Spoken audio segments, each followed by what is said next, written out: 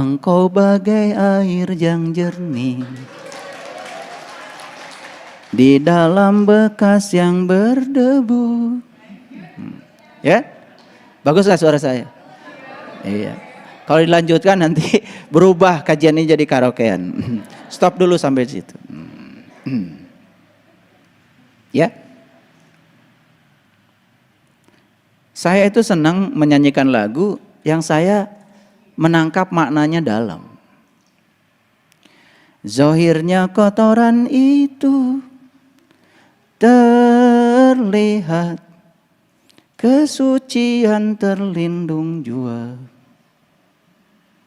Saya sedang melihat diri saya, tubuh saya yang kotor, tetapi di dalam diri saya ada Dia yang Maha Suci, dan sekotor apapun tubuh saya, kesucian Dia tetap terlindung. Itulah Allah yang Maha Suci. Cinta bukan hanya di mata, cinta lahir di dalam jiwa.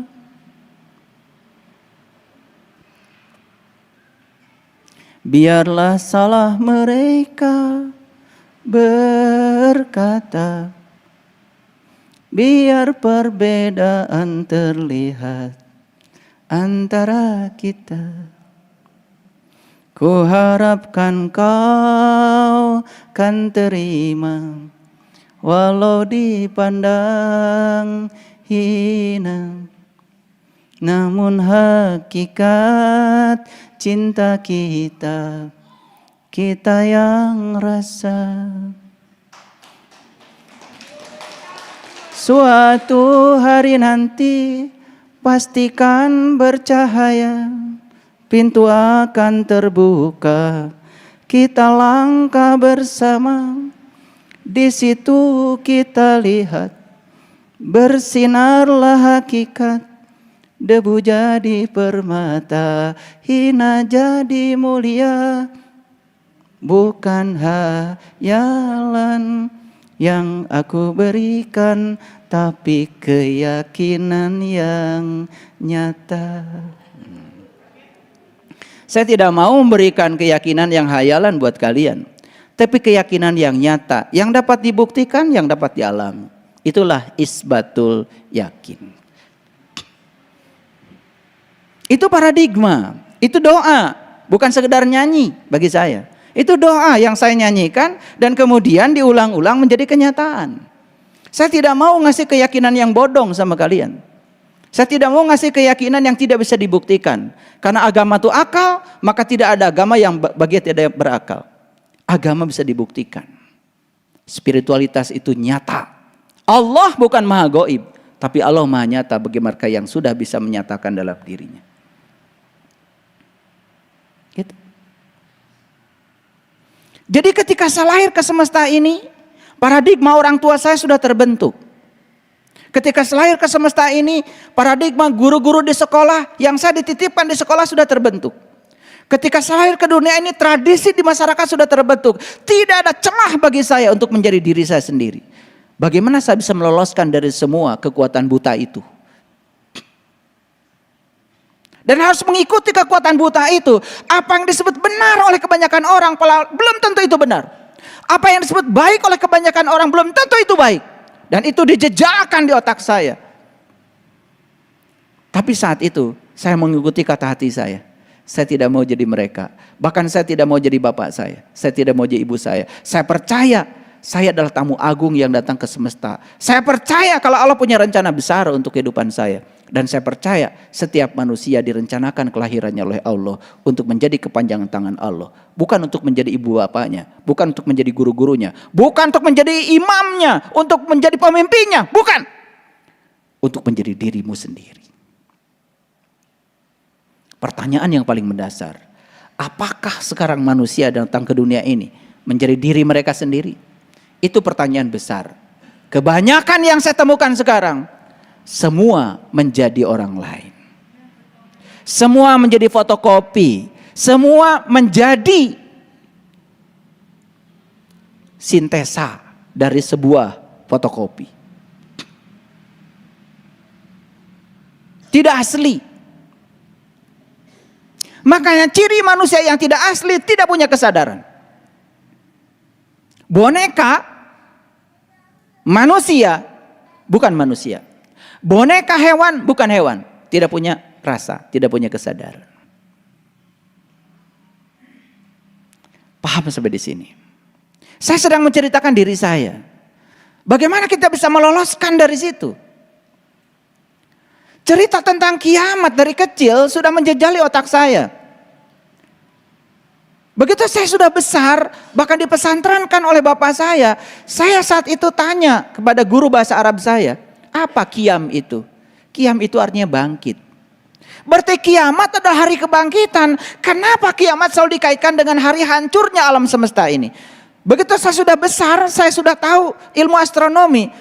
Ternyata yang semacam bumi, planet yang semacam bumi ini saja jumlahnya mendekati 150 miliar. Kalau bumi ini hancur, terus yang lain memang hancur. Yang kiamat itu hancurnya alam semesta, saya tidak menemukan di Quran. Kalau Tuhan itu maha penghancur, yang saya tahu di Quran Tuhan itu maha pencipta. Tetapi itu paradigma dijejalkan di otak saya. Bayangkan, kalau kita tidak bangkit dari kesadaran untuk menjadi diri sendiri, maka kita terus menerus menjadi potret masyarakat yang ada pada saat itu. Dan sekarang anak cucu kita yang datang ke semesta ini hampir tidak bisa meloloskan untuk menjadi diri mereka sendiri. Pendidikan ditentukan oleh orang tua sejak dari kecil. Sekolah ditentukan oleh orang tua sejak dari kecil. Pesantrennya ditentukan oleh orang tua sejak dari kecil. Orang tua keyakinannya A, anaknya harus keyakinannya A. Orang tua keyakinan B, anaknya harus keyakinan B. Walaupun anak itu tidak tahu apa-apa tentang yang harus dia yakini. Bukankah sebetulnya kita sedang membius anak kita, membatasi anak kita, membatasi setiap kelahiran ke semesta ini? Padahal sesungguhnya hakikatnya setiap kelahiran itu harus menjadi diri sendiri. Karena semesta sudah membuka ruang kebebasan. Lalu ruang kebebasan itu dibatasi, dibius, dilumpuhkan. Bahkan yang paling payah, anak-anak yang datang ke semesta ini dididik untuk merasa bersalah ketika mereka melanggar sedikit saja dari paradigma yang sudah dibangun oleh kedua orang tuanya. Dari mana rasa bersalah? Itu kan dari paradigma yang dicekokkan, yang dihunjamkan dalam pikiran anak kita sendiri.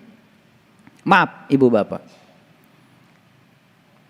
kalau kita mau berguru pada sejarah para nabi, para rasul, maaf, di usia berapa Nabi Muhammad mulai sholat? Bukankah setelah Isra Mi'raj? Bukankah itu diceramahkan di setiap tahun pada peringatan Isra Mi'raj? Nabi Muhammad mulai sholat setelah beliau dapat perintah sholat. Itu setelah Isra Mi'raj. Berapa usia beliau saat itu? 40. Kenapa kita tidak berani mengatakan, bukankah beliau itu baru sholat setelah Isra Mi'raj dan usia beliau 40? Dihunjamkan pada anak kita sekarang, kalau kamu gak sholat, masuk neraka dari sejak kecil. Lalu mereka dihunjamkan pada diri mereka rasa bersalah kalau tidak melakukan itu. Dan rasa bersalah itu yang menghunjamkan, bukankah orang tua sendiri? Kalau kamu tidak baca Quran, maka kamu akan berdosa. Dihunjamkan rasa bersalah. Sehingga kalau tidak baca Quran, kemudian akan, saya bukan mengatakan itu bagus. Tentu saja, kalau bisa sholat dari kecil dengan kesadaran penuh bagus. Kalau bisa baca Quran dari kecil bagus. Tetapi kalau mereka hanya mengikuti hasrat dan ambisi orang tua, kan mereka jadi boneka. Mereka jadi korban. Betul apa tidak? Kan tempo hari saya katakan, ada anak yang tidak mau sekolah. Gak apa-apa, gak usah dipaksa. Tetapi nanti kalau sudah santai, tanya, kenapa kamu gak mau sekolah? Dengar argumen mereka. Jangan-jangan mereka punya argumen kenapa tidak mau sekolah. Ngerti maksud saya? Dan kita selama ini tidak mau mendengarkan argumen itu. Karena merasa kita punya otoritas untuk menjadikan anak menjadi siapa. Padahal setiap anak datang ke semesta untuk rencana semesta. Bukan untuk rencana ibu bapaknya. Bisa jadi niat semesta